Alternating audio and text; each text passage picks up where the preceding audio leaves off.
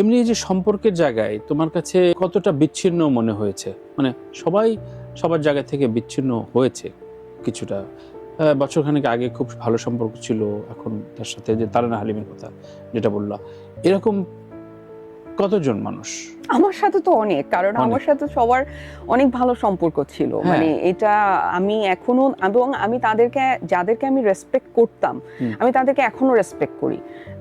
মানে তার মধ্যে তারানা হালিম একজন রুহেল ভাই আছেন। রুহেল ভাইকে আমি ভীষণভাবে পছন্দ করি। উনি আমাদের ইন্ডাস্ট্রির জন্য অনেক করেছেন। সো মানে আমি মনে করি যে ওনার অবদান আমরা ভুলতে পারবো না, এবং আমার সিনেমা রেহানার সময় উনি অনেক সাপোর্ট করেছেন, এটা তো আমি কখনো ভুলবো না। শিল্পী সত্তা আসলে রাজনীতিতে বিভাজিত হয়ে যায়, আর কোনো কিছুতে না। না না, সবকিছুতে ভাই। মানে প্রবলেম তো আপনি তো বুঝতেছেন না, রাজনীতি তো আপনি উপর দিয়ে দেখতেছেন, ভিতরে তো কাজ আছে, সোশ্যাল স্ট্যাটাস আছে। আপনি সোশ্যাল স্ট্যাটাসও চিন্তা করেন না। আজকে বাঁধনের যে পজিশন, সেই পজিশনটা অন্য কারো নাই বলেই তো তাদের এই প্রবলেমটা হচ্ছে। আপনি ডেফিনেটলি আপনি চিন্তা করেন আমি কেন এত স্বাধীন, বিকজ আমার কোনো কমপ্লেক্স কাজ করছে না। আমার মনে হচ্ছে না যে আমি ওর চাইতে, আল্লাহ ও এটা করে ফেলছে আমি কেন করতে পারলাম না, বিকজ আমি অনেক কিছু করে ফেলছি আসলে। তো এখন ওরা যে করতে পারছে না, এটা নিয়ে ওদের কমপ্লেক্স কাজ করছে। তো ওরা মনে করছে যে এই দলকে সাপোর্ট করতেছি, এটা করেও যদি কিছু একটা হয়। কিন্তু সেই দলও যখন আমাকেই বলছে যে তুমি পদ পদবিতে আসো, তখন তো এটা খুবই কষ্টের আসলে।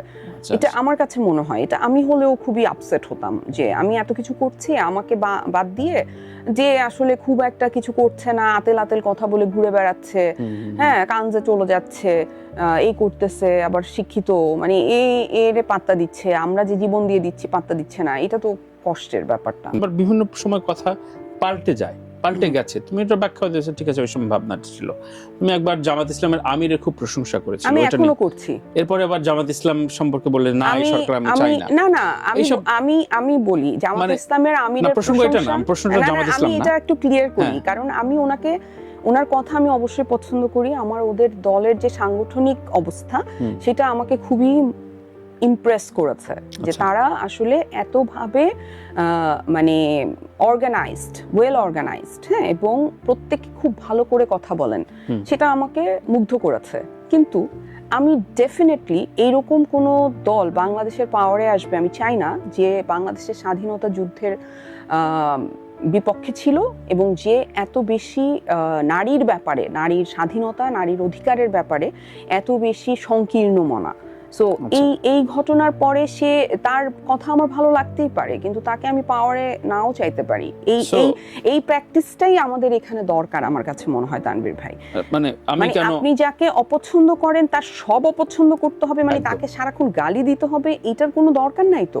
আপনার তার অনেক কিছু ভালোও লাগতে পারে, কিন্তু আপনি কি চান না, এটা স্পষ্ট হওয়াটা জরুরি আমার মনে হয়। রাইট, মানে সোসাইটিতে বিলং করছি, কিন্তু কোন একটা রাজনৈতিক দলের নেতা মারা গেল, তাকে আমি শ্রদ্ধা জানাতে পারবো না, আমি অন্য দলকে পছন্দ করি বলে, এই যে একটা মানে একটা ডিলেমা।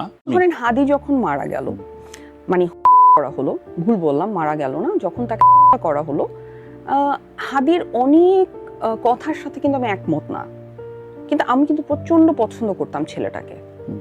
ওর অনেস্টি আমাকে অনেকভাবে ইন্সপায়ার করেছে। ও কিন্তু অনেক সৎ ছিল। সো ওর কথা অনেক, মানে ওর কথার অনেক মতের সাথে আমি একমত না, ওর অনেক কথার সাথে একমত না, ওর অনেক গানের সাথে একমত না, কিন্তু আমার ওর ট্রান্সপারেন্সিটা আমার পছন্দ।